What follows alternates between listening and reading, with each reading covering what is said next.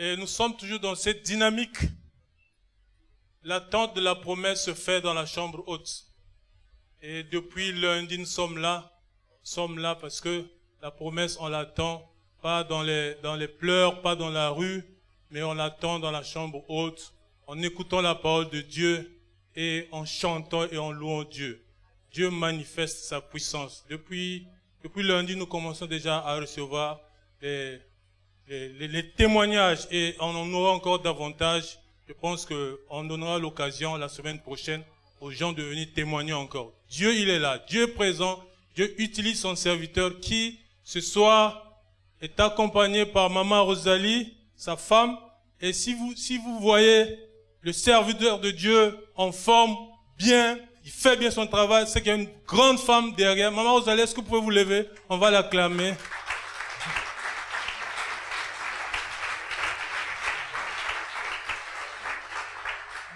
Bienvenue maman, bienvenue aussi à certains qui nous rejoignent aujourd'hui. Notre pasteur Désiré aussi. Donc bienvenue, vous n'allez pas regretter d'être là. Mais c'est formidable. Alors on va inviter le serviteur de Dieu, le docteur Raphaël Soukan John, avec acclamation.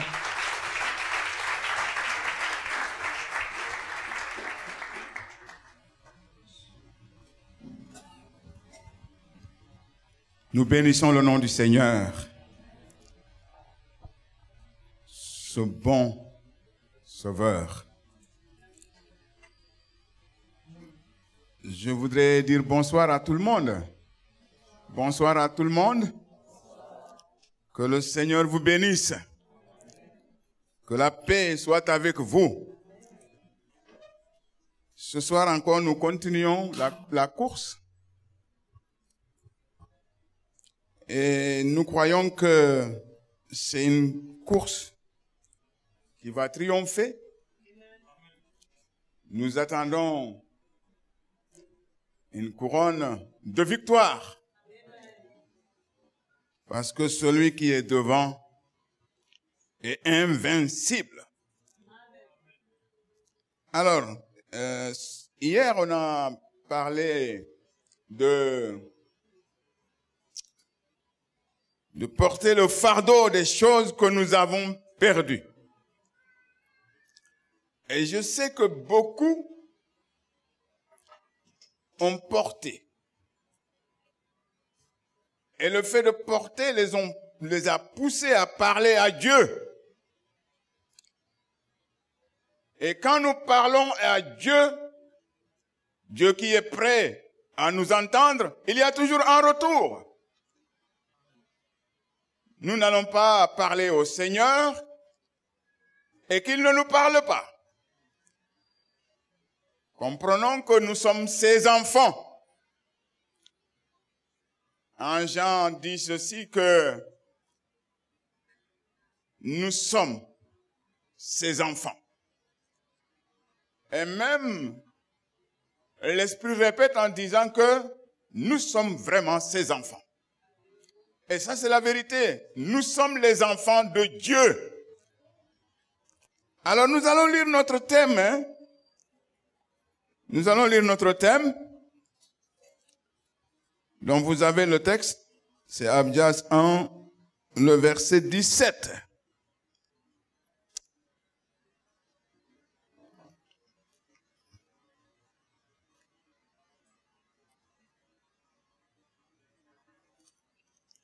Voilà.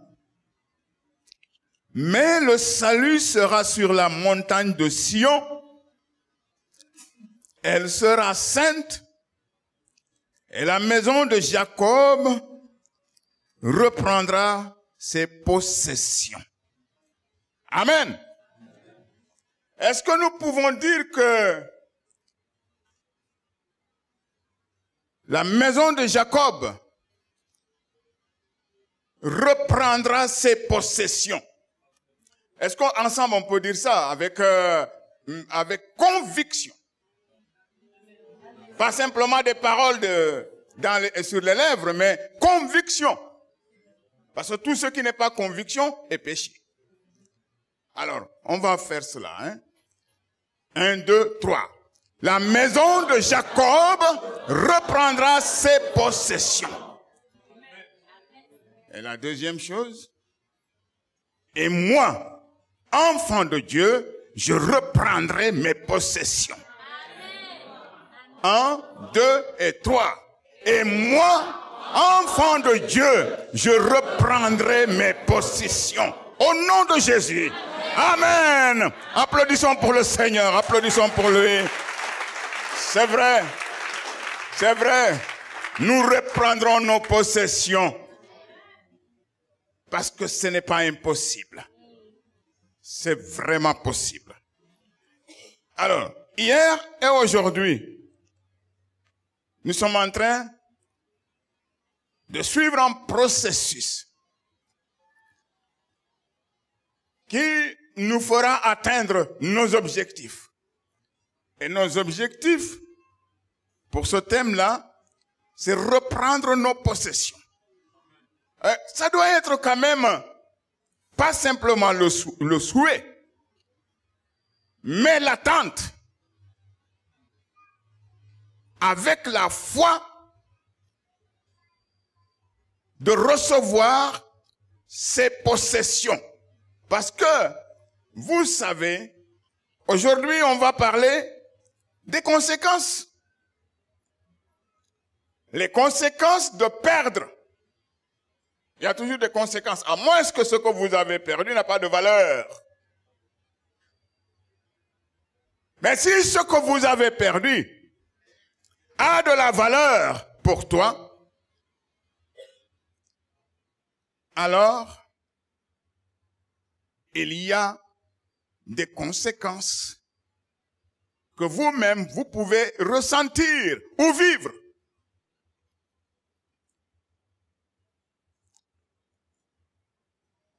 Perdre ses possessions a plusieurs formes. Parce que ce que nous perdons a aussi de l'importance pour nous. Et c'est pourquoi ça ne peut pas rester inaperçu. Et lorsque nous perdons ces choses, la première impression ou le ressentiment que nous avons, c'est que ça nous manque.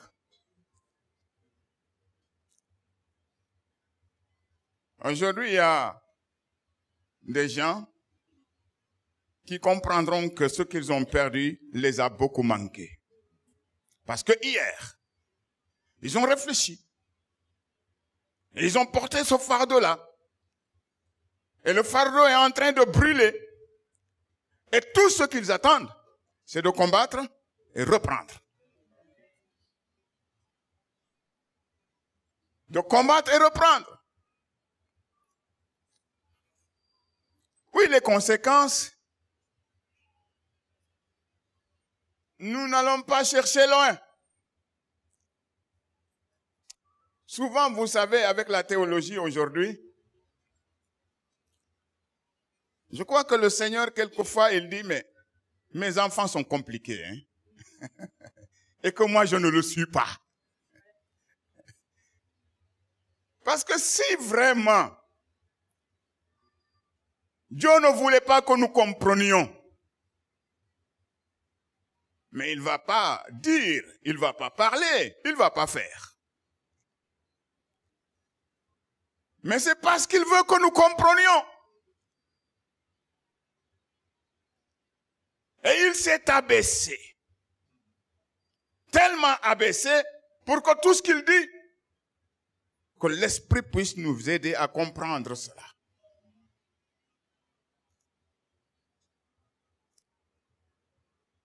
Dieu nous voit quelquefois exagérer. Il dit, mais c'est pas possible. Mais pourquoi pas être si simple? Il nous a donné un exemple.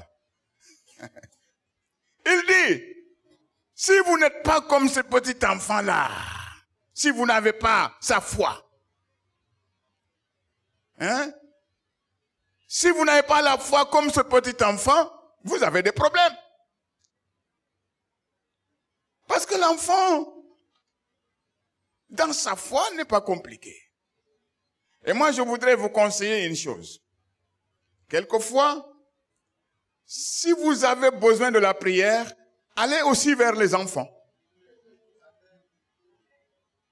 Un enfant, quand il dit Amen, c'est Amen pour lui. Vous êtes d'accord avec moi? Quand un enfant dit Amen, c'est Amen pour lui.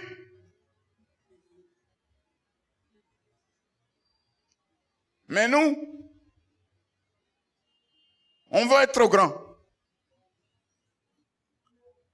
Et on n'a pas de pieds qui nous élèvent jusque là-bas. On complique les choses. Bien sûr que lorsque nous perdons, il y a des conséquences. Parce que toutes ces conséquences, lorsque nous perdons, nous avons des repères. Si l'homme n'avait pas de repères, s'il n'avait pas d'exemple à citer, et si l'homme n'avait pas de personnes à imiter, ce serait compliqué. Parce que il n'y a rien de nouveau sur cette terre-là. Il n'y a rien de nouveau.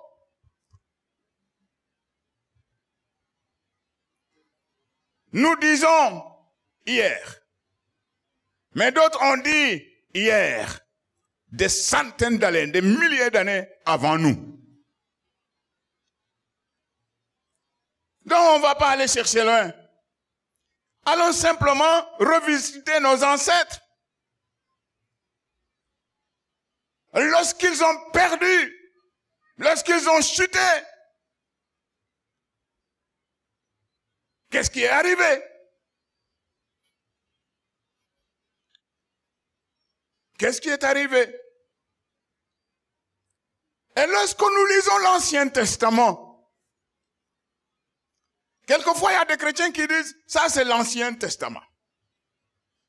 Mais essayez de séparer les deux pour voir si vous allez comprendre le Nouveau Testament. Si vous ne considérez pas l'Ancien Testament, vous n'allez pas considérer le Nouveau Testament.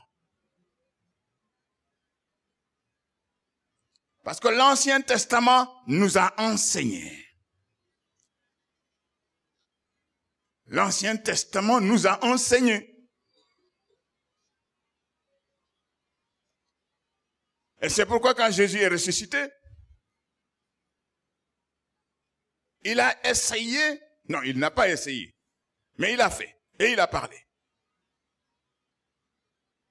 Il a parlé à ses disciples, et il a parlé de lui, de tout ce qui est dit de lui dans l'Ancien Testament.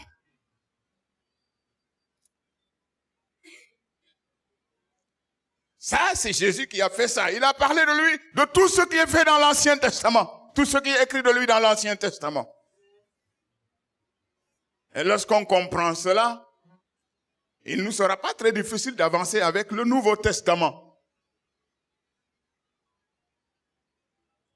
Donc, nous allons visiter Genèse.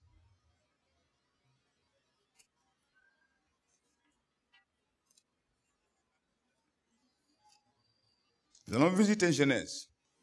Toujours nous parlons de perdre ses possessions. Mais si nous allons à Genèse, c'est simplement un repère. Nos ancêtres qui ont perdu les premiers avant nous. Nos ancêtres ont perdu les premiers avant nous. Et ce qui leur est arrivé est important, est intéressant et a de la valeur pour nous aujourd'hui.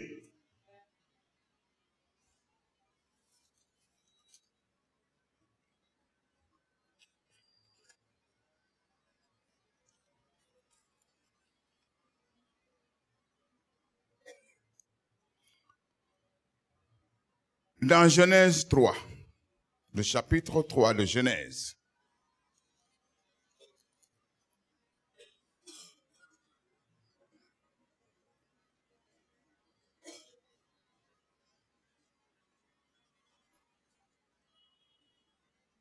À partir du verset 1, nous allons lire.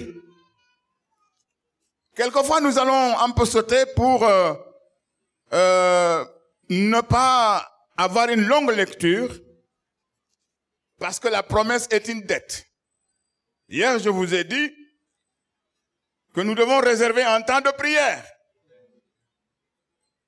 On ne peut pas oublier ça. On ne peut pas oublier ça.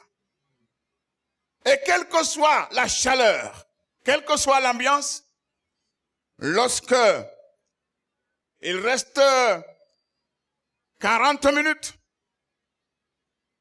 sur les 2 heures de temps. Ah mais oui, mais la louange a pris quelque chose, hein. Il faut rembourser ça. Non, non, non. C'est pas, non, non. C'est pas 40 minutes. Non, on va, non. La louange, vous avez pris combien? 30 minutes? Hein? La belle louange là. Que Dieu vous bénisse, hein. Que Dieu vous bénisse. Alors, elles ont pris peut-être 30 minutes. Voilà. On rembourse ça. Alors, quand ça reste maintenant 35 minutes. Non, non, non, 30 minutes.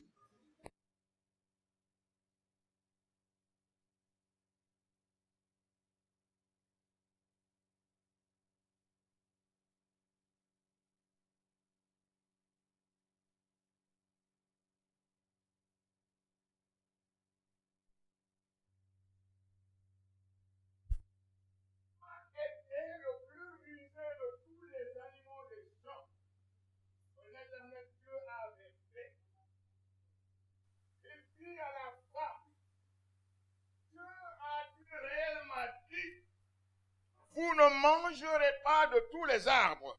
Merci. Ah. Ici, on prend soin de moi. Que Dieu vous bénisse. Dieu a-t-il réellement dit, vous ne mangerez pas de tous les arbres du jardin? La femme répondit au serpent, nous mangeons du fruit des arbres du jardin.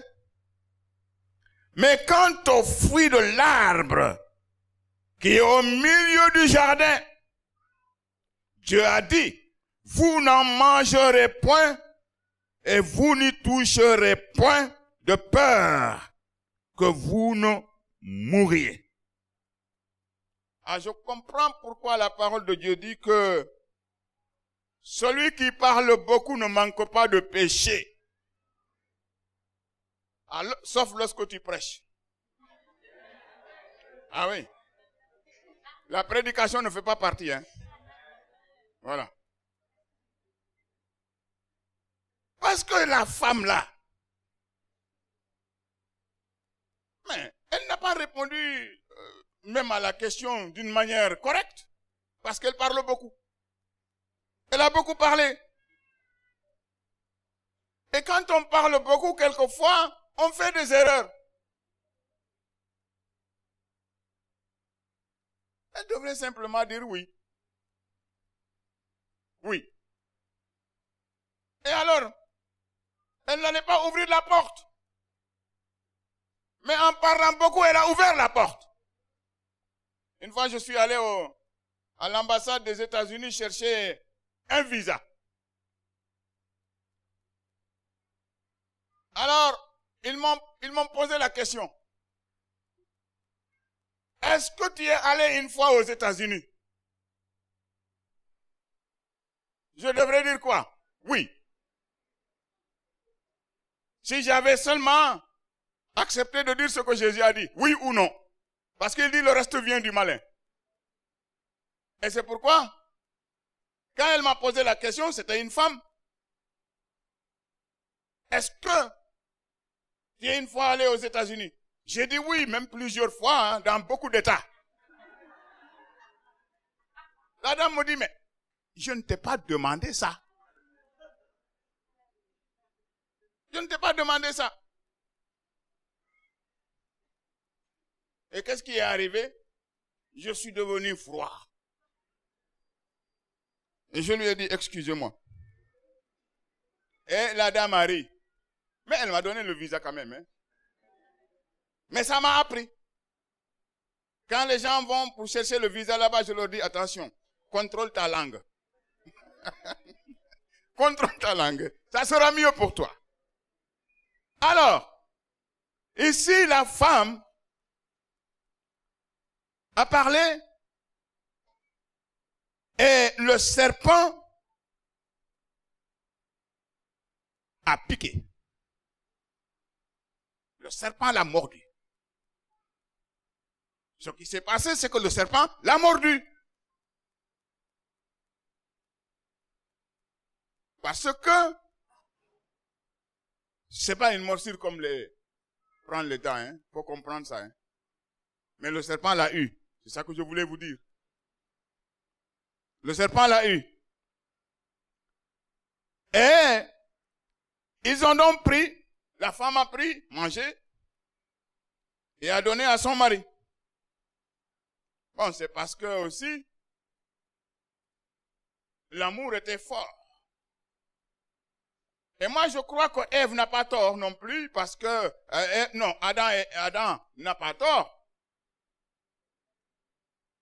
Si c'était aujourd'hui, moi je vais avec ma femme, quelque chose de nouveau comme ça. Alors on me donne, elle me donne à manger. Alors, si je ne fais pas attention, pour reprendre les choses dès le commencement, où c'est l'homme qui a été indexé d'ailleurs, pour lui dire que ne mangez pas ça. À ce moment-là, moi je devrais dire non, il ne faut pas manger. Dieu a interdit ça. Mais, c'est parti quand même. L'amour a dominé sur lui. Et bon, la Bible dit que l'amour, on ne peut pas l'éteindre. Hein. Vous êtes d'accord? Et même la mer ne peut pas éteindre le feu de l'amour. Et bon, c'est ça qui est arrivé. Ils ont péché tous les deux. Tous les deux ont péché. Mais tous les deux étaient donc responsables de leur péché. Tous les deux étaient responsables. C'est pas comme le cas où il y avait la femme adultère, amenée au milieu, et puis ils ont voulu lapider la femme, la pauvre femme. Et le mari se promenait quelque part. Non, l'homme, c'était pas son mari, sinon c'était pas de l'adultère. Et l'homme se promenait quelque part. C'est pas sérieux. Ça serait un mauvais jugement. C'est les deux qui devraient être là et être lapidés. Et vous allez voir que Dieu ne juge pas comme les hommes. Alors ici, ils ont désobéi tous les deux. Les conséquences seront pour tous les deux. Et les conséquences seront aussi pour le premier, qui est le diable. Donc tous les trois ont reçu la sanction de leur péché, de ce qu'ils ont fait de mal. Et Dieu dit ceci. Lorsqu'ils ont mangé le fruit, quand je dis Dieu dit ceci, hein, ça c'est pas des écritures, une lettre écrite par une personne qui manifeste sa propre volonté. Ça, c'est la parole de Dieu. C'est pourquoi je dis Dieu dit. Pour que les gens comprennent que la Bible est la parole vivante de Dieu. Ce qui est là, c'est pas l'homme qui parle. C'est Dieu qui parle et c'est pourquoi nous croyons à cela. Et ces promesses, si vous considérez que c'est Dieu qui a parlé, c'est ça qui vous donne la force de les approprier pour vous. Il dit, et les yeux de l'un et de l'autre s'ouvrent. Ils connurent qu'ils étaient nus et ayant cousu des feuilles de figuier, ils s'en firent des ceintures. Alors, ils entendirent la voix de l'Éternel, Dieu qui parcourait le jardin vers le soir, et l'homme et sa femme se cachèrent loin de la face de l'Éternel, Dieu, au milieu des arbres du jardin. Mais l'Éternel Dieu appela l'homme et lui dit, où es-tu? Il répondit, j'ai entendu ta voix dans le jardin Et j'ai eu peur parce que je suis nu et je me suis caché. L'Éternel Dieu dit, oui. Qui t'a appris que tu es nu? Est-ce que tu as mangé de l'arbre dont je t'avais défendu de manger? Là, c'est à part égale. L'homme aussi a beaucoup parlé ici. L'homme répondit, la femme que tu m'as mise, que tu as mise auprès de moi, m'a donné de l'arbre et j'en ai mangé. Et l'Éternel Dieu dit à la femme, mais pourquoi as-tu fait cela? La femme répondit, le serpent m'a séduit et j'en ai mangé. L'Éternel Dieu dit au serpent, puisque tu as fait cela, tu seras maudit entre tout le bétail et entre tous les animaux des champs. Tu marcheras sur ton ventre et tu mangeras de la poussière tous les jours de ta vie. Je mettrai inimitié entre toi et la femme, entre ta postérité et sa postérité. Celle-ci t'écrasera la tête et tu le blesseras le talon. Il dit à la femme, j'augmenterai la souffrance de tes grossesses.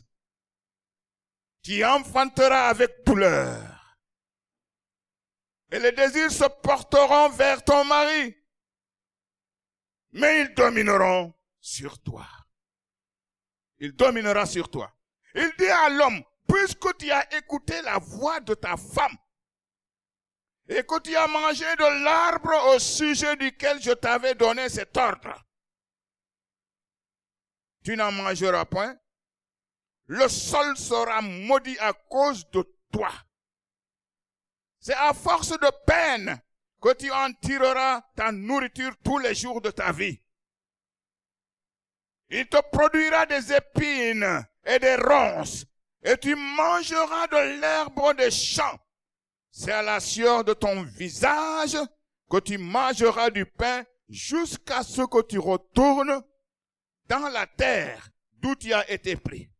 Car tu es poussière et tu retourneras dans la poussière.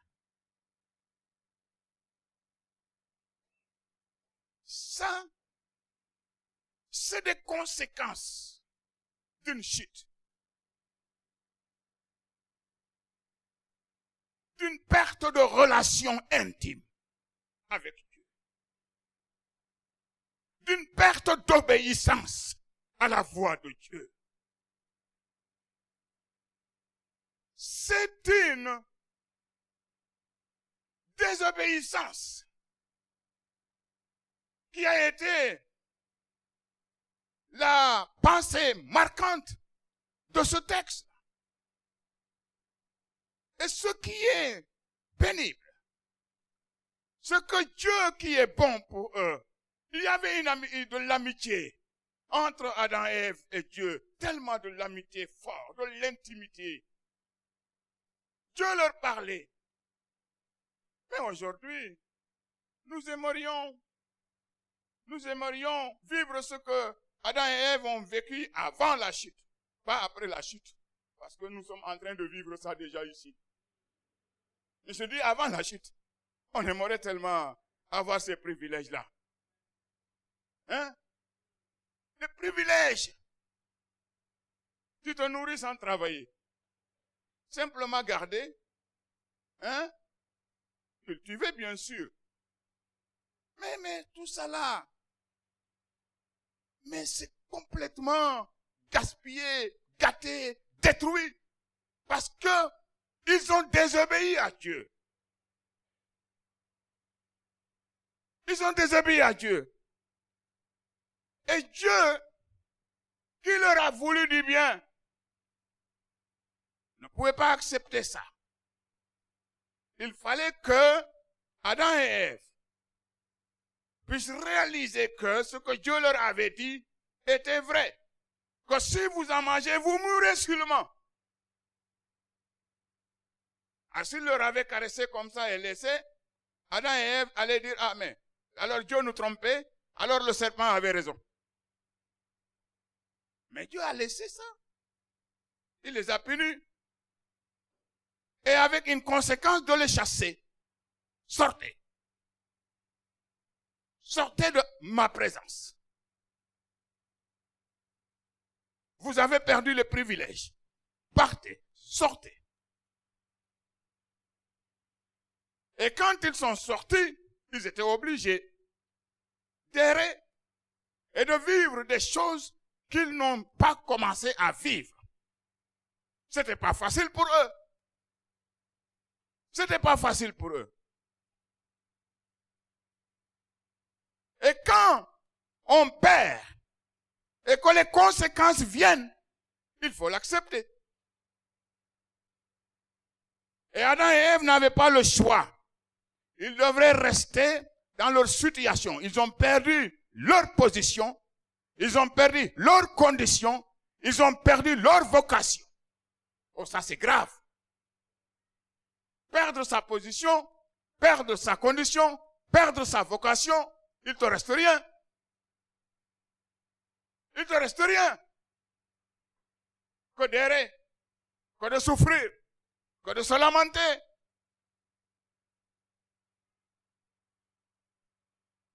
Alors, nous allons voir aussi quelque chose qui s'est passé.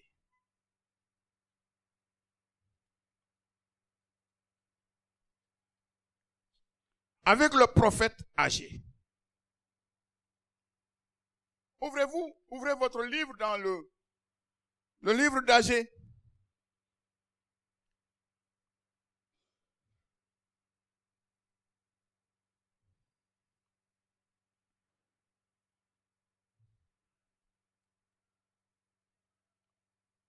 Toujours le chapitre 1. Il dit ainsi par l'Éternel des armées, ce peuple dit le temps n'est pas venu. Le temps de rebâtir la maison de l'Éternel. C'est pourquoi la parole de l'Éternel leur fut adressée par Agé le prophète en ces mots. Est-ce le temps pour vous d'habiter vos demeures lambrissées? Quand cette maison est détruite, ainsi parle maintenant l'Éternel des armées. Considérez attentivement vos voies. Vous semez beaucoup et vous recueillez peu. Vous mangez et vous n'êtes pas rassasiés. Vous buvez et vous n'êtes pas désaltérés. Vous êtes vêtus et vous n'avez pas chaud. Le salaire de celui qui est à gage tombe dans un sac percé. Ainsi parle l'Éternel des armées. Considérez attentivement vos voies.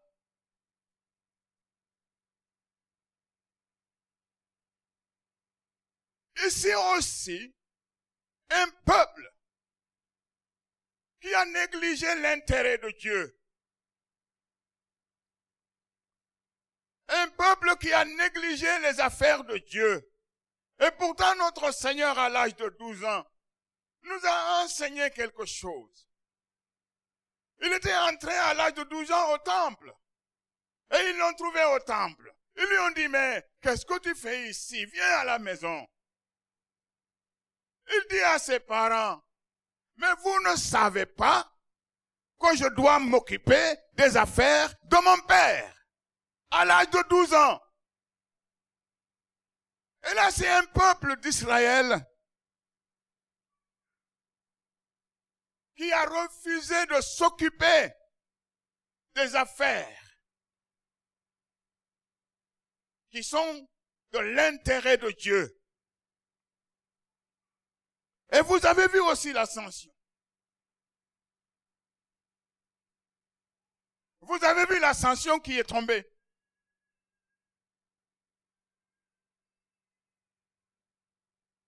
Nous tous, nous avons compris ce qui est écrit là. Heureusement, ce n'est pas en grec, ni en hébreu, et même ni en latin. C'est en français ici. C'est écrit comme ça. On peut comprendre que lorsque nous forçons le pas, Il y a une sanction. Il y a une sanction. Mais ce soir, puisque demain, nous allons reprendre ça. C'est la vérité. Hein? À moins que, parmi nous, qu'il y ait des gens qui ne veulent pas reprendre, qu'ils veulent laisser les choses partir. Mais ceux qui voulont reprendre, ils vont les reprendre. Et l'avant-goût, c'est aujourd'hui. L'avant-goût, c'est aujourd'hui. Parce que, aujourd'hui, on va considérer attentivement nos voix.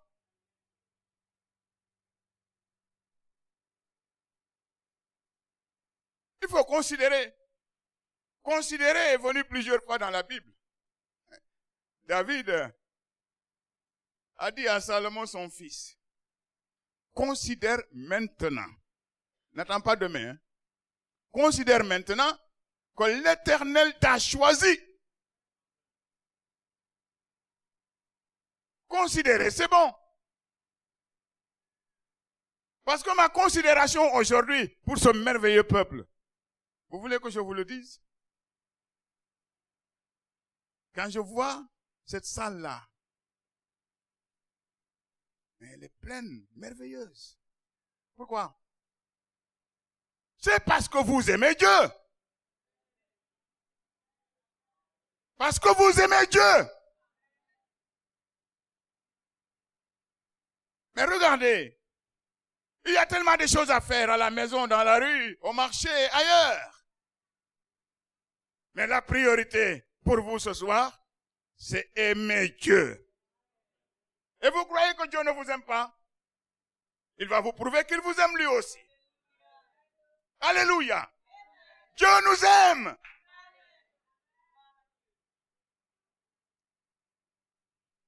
Alors, nous allons lire, pour terminer ce passage, et prier.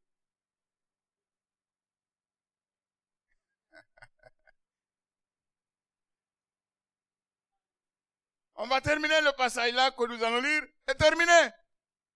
Et prier.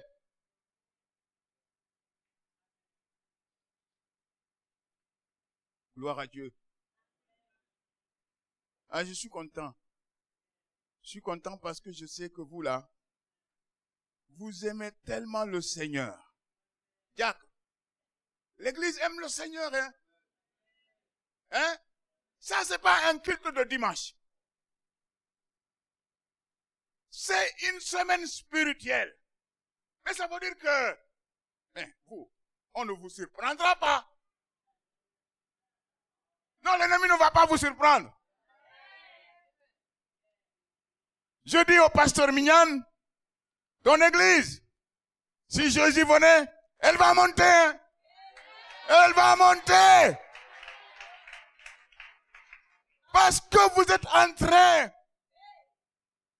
de faire des exercices de piété extraordinaires.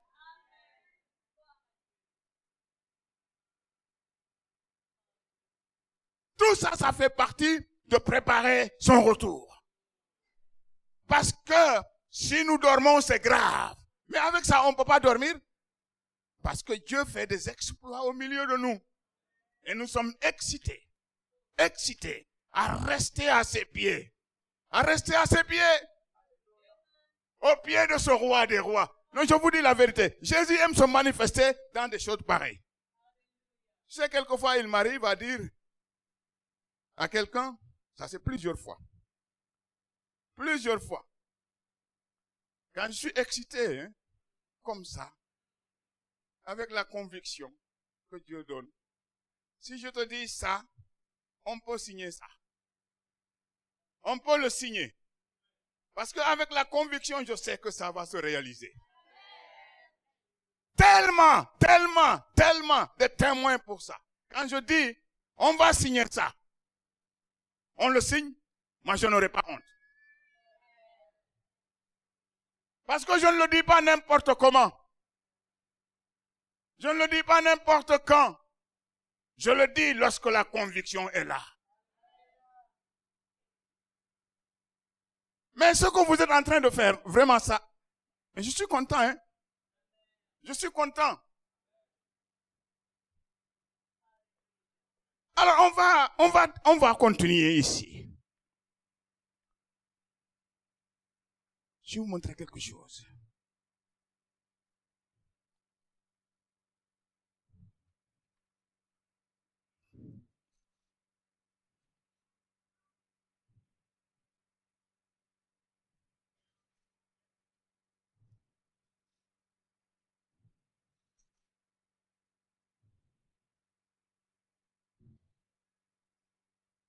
C'est Exode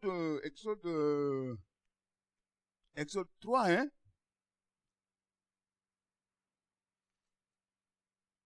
C'est Exode 3, normalement. Voilà, c'est Exode 3. Pourquoi tu te caches là? Voilà, donc Exode 3. Il faudrait que cette leçon-là, gardez ça. Moi, j'ai gardé.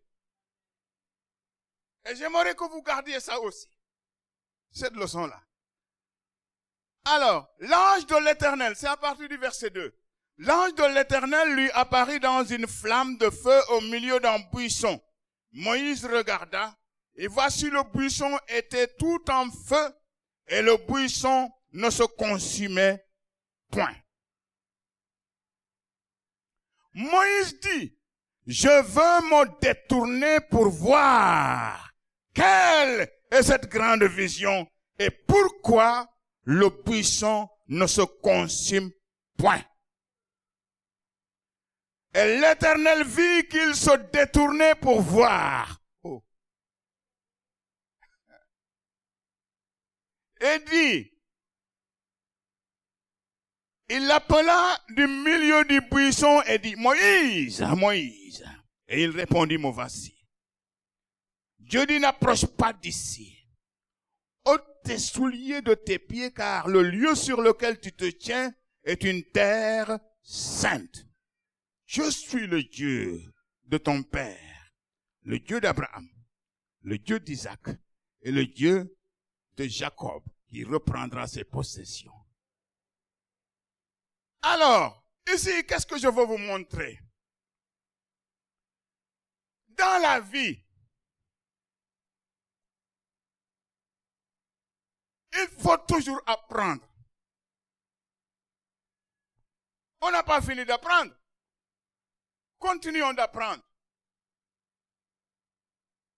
Mais Moïse m'a enseigné quelque chose là. Quand dans ta vie, tu vois des choses étranges que tu n'as pas l'habitude de voir,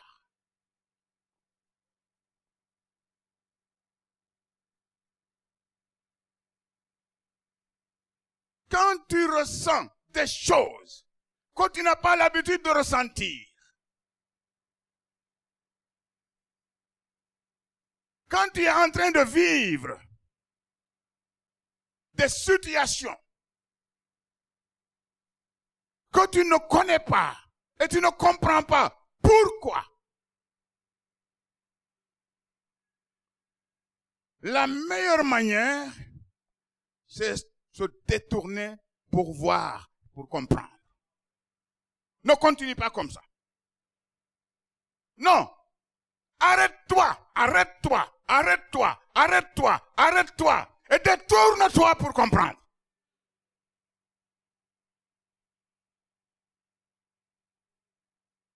Et pour comprendre, Dieu ne te laissera pas te débrouiller pour comprendre. Lorsque Dieu verra que tu t'es détourné pour voir et pour comprendre, Dieu viendra à ton secours et tu comprendras et tu verras. Ça, c'est la vérité. Moïse s'est arrêté.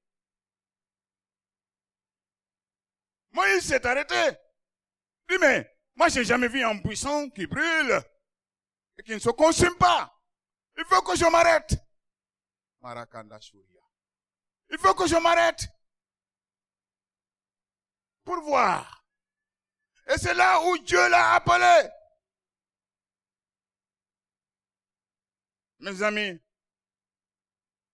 lorsque tu es en train de perdre ta condition ou ta position,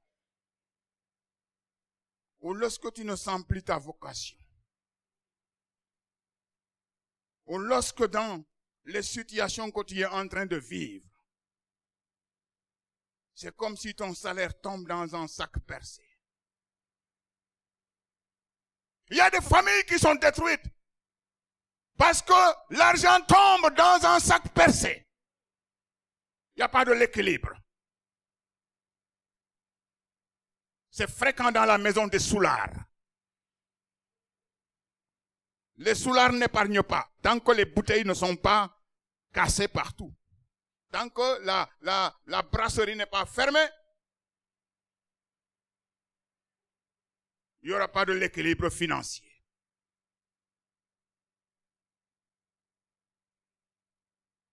Lorsque vous travaillez beaucoup et vous n'avez rien, il y a quelque chose qui se passe. Parce que Jésus dit, l'ouvrier mérite son salaire. Mais il ne parle pas de l'ouvrier seulement. Sur le champ spirituel. Il parle aussi du travailleur qui travaille. Parce qu'il dit, celui qui sème beaucoup va beaucoup récolter. Il ne va pas récolter peu.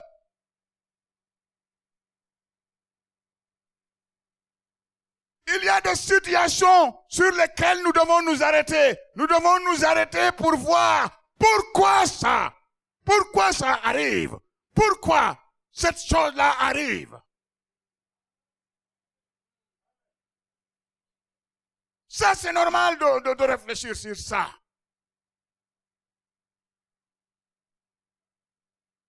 Elle dit, vous vous couvrez, mais vous n'avez jamais chaud. Mais quand c'est comme ça, il y a un problème de santé, quelque part.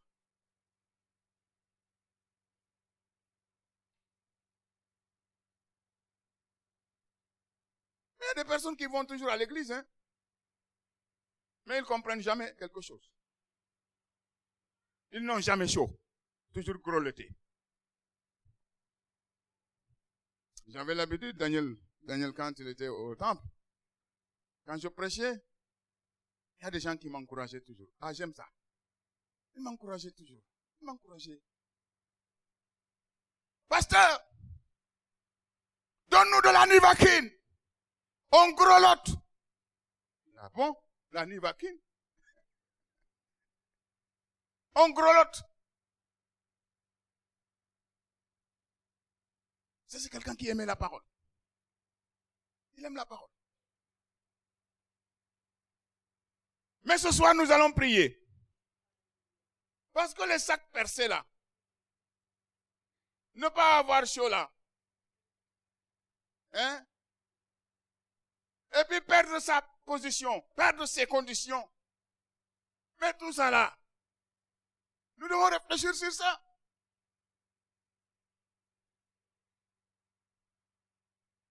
Nous devons réfléchir sur ça. C'est pourquoi je vous ai dit que c'est l'avant-goût. Aujourd'hui là, on va combattre pour que les sacs ne soient plus percés. Mais oui, mais c'est possible. Parce que hier, nous avons demandé à Dieu pardon pour tout ça. Maintenant, l'ennemi doit restaurer ça. Nous n'avons plus à faire. Le sang de Jésus a déjà réglé notre situation. Depuis hier, le Seigneur nous a sanctifiés, nous a purifiés. Le Seigneur nous a accordé sa grâce de vivre des temps merveilleux. Que l'ennemi ne donne pas un mensonge pour que ces choses-là soient masquées. Les sacs percés, perdre les conditions, le travail et tout ce qui s'ensuit, ce n'est pas possible lorsque Dieu pardonne déjà. Lorsque Dieu pardonne, tu dois vivre sa joie. Moi, je n'aime pas les chrétiens qui sont toujours tristes. Non, c'est pas bon, hein. Non, c'est pas bon. Parce que ça, c'est un signe que Le chrétien là ne comprend pas du tout ce qui s'est passé au calvaire. Ah, c'était pas facile. Sur la croix du calvaire, c'était pas facile. Et tout cela, il l'a fait à cause de toi, à cause de moi. Et c'est avec l'esprit de sa grâce que nous pouvons revendiquer nos droits. Nous ne mangeons pas ça. Nous ne négocions pas ça. Nous avons une parole sûre et certaine.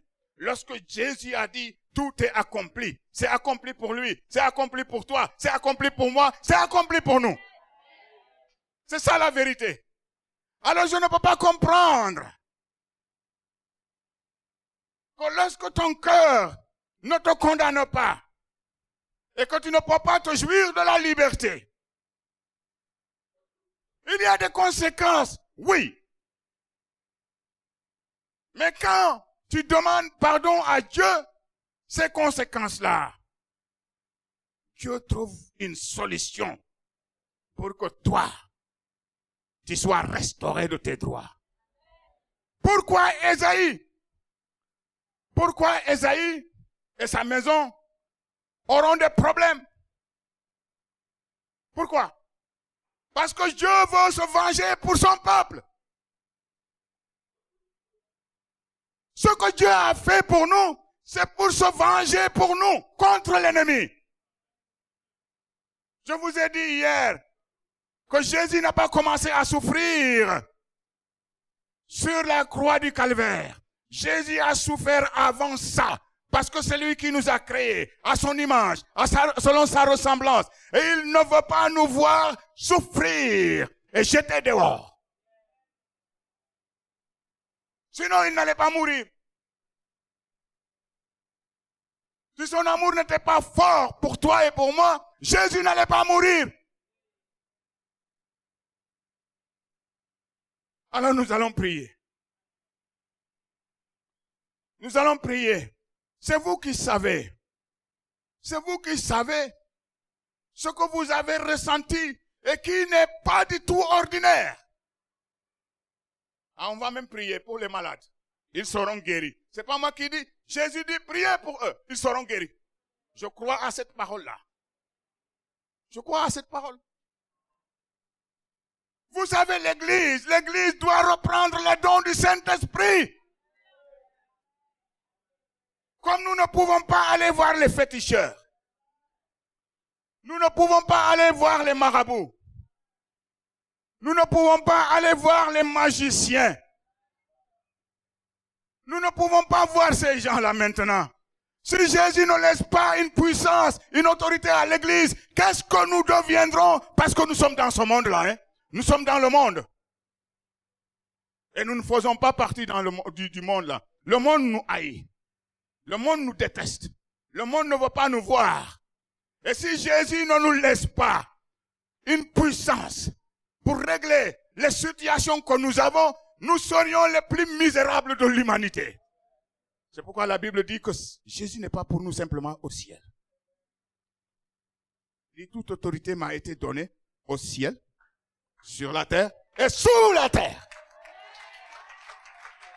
C'est ça la vérité. Le message de l'évangile est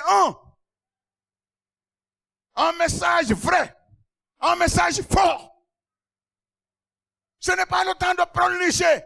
Nous n'avons pas le droit de pleurnicher. Pensons à ce qui s'est passé sur la croix du calvaire.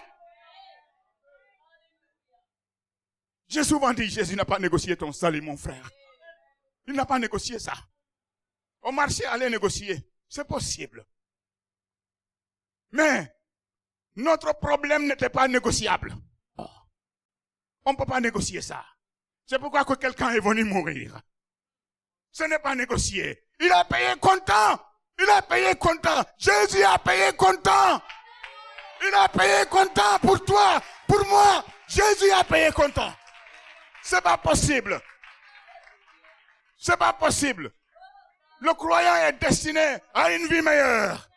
À une vie meilleure. À une vie de puissance. À une vie d'autorité. À une vie de pouvoir. Marikamba Shori Makanda Rabashiria.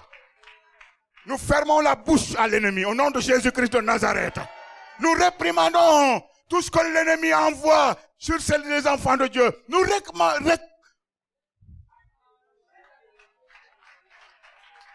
Nous réprimandons ça au nom de Jésus. Les démons n'ont pas de place à l'église. C'est pas possible. Un démon n'a pas la place parmi les enfants de Dieu.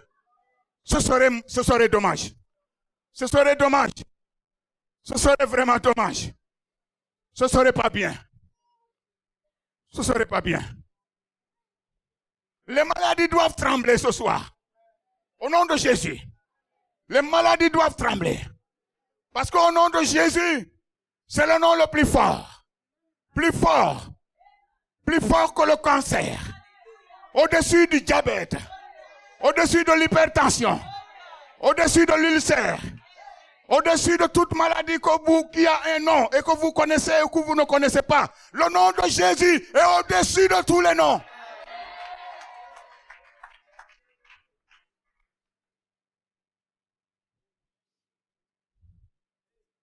Nous allons prier. Ceux qui décident de se libérer de certaines choses ce soir, Dieu va faire ça. Sa parole est vraie. Jésus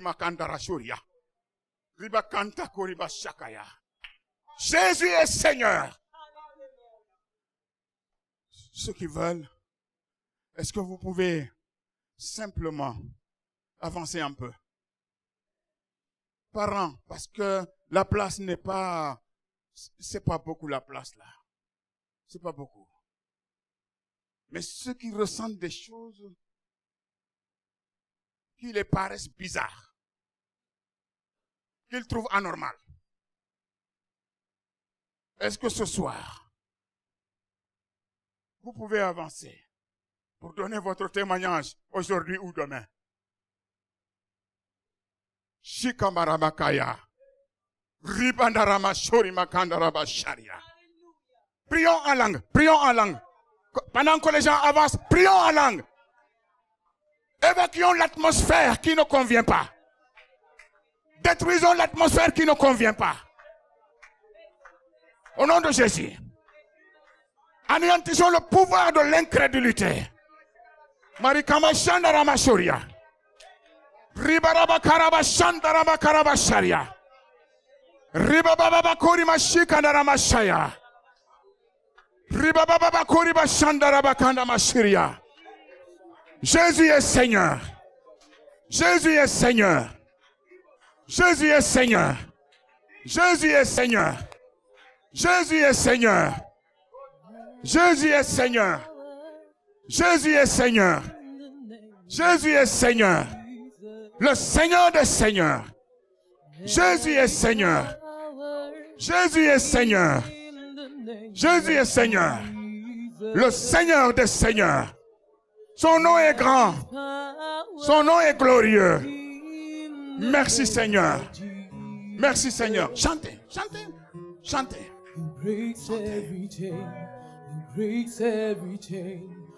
Prions en langue, prions en langue, prions en langue. There is power in the name of Jesus. There is power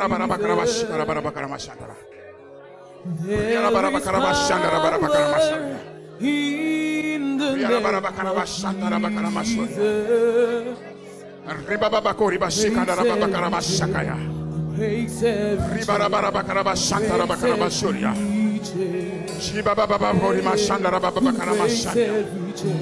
Seigneur, parle. Seigneur, agis. Seigneur, touche. Seigneur, bénis.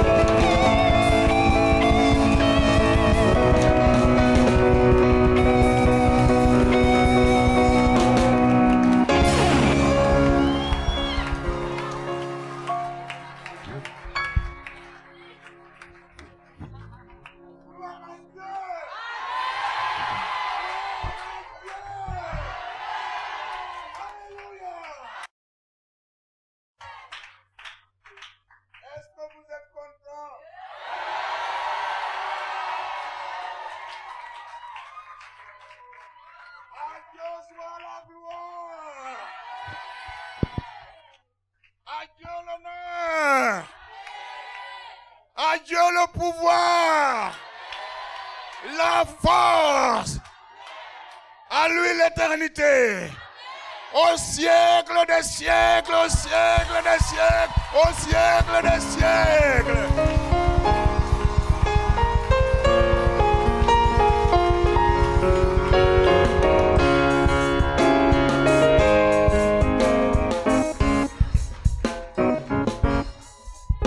Formidable. Les anges de Dieu. Mais je voudrais que vous applaudissiez pour eux quand même. Hein? Gloire à Dieu.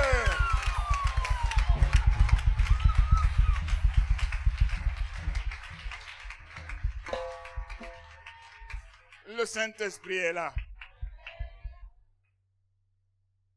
Il est là parmi nous. Vous voulez que je vous dise quelque chose? Ce qui se passe là aujourd'hui, ce qui va se passer demain, s'il plaît à Dieu, est supérieur.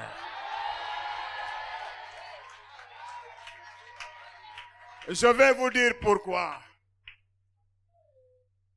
Parce que demain, s'il plaît à Dieu,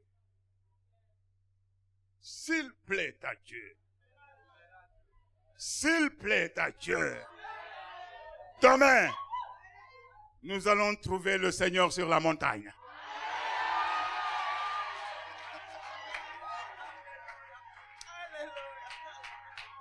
Sur la montagne de Sion. Vous savez ce qu'il y a sur la montagne? C'est du feu. Je vous dis la vérité. C'est du feu, c'est du feu, c'est du feu, c'est du feu. Et puisque c'est du feu, vous serez des flammes. Alléluia!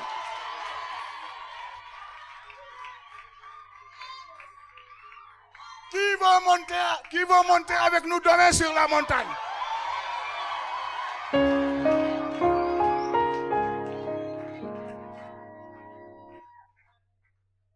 Vous allez monter avec nous sur la montagne? Vous n'avez pas peur du feu? C'est vrai?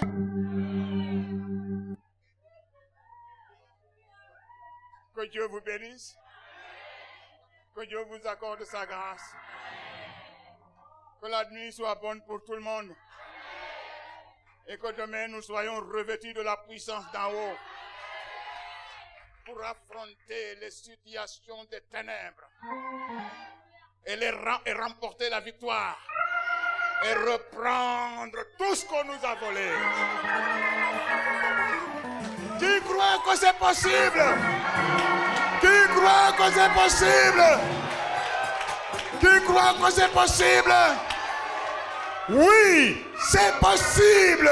Rendez-vous demain. Rendez-vous demain. Rendez-vous demain. Au nom de Jésus. Alléluia.